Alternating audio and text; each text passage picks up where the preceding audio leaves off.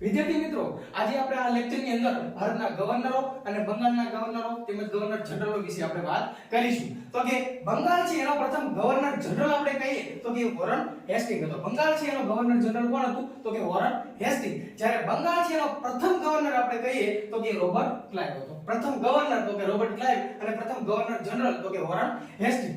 ત્યારબાદ આપણે જોઈએ તો કે ભારત છે એનો પ્રથમ ગવર્નર જનરલ તો કે વિલિયમ બેન્ટિક હતો. જ્યારે ભારત છે એનો અંતિમ ગવર્નર જનરલ આપણે કહીએ તો કે કોણ હતું? કેનિંગ હતું.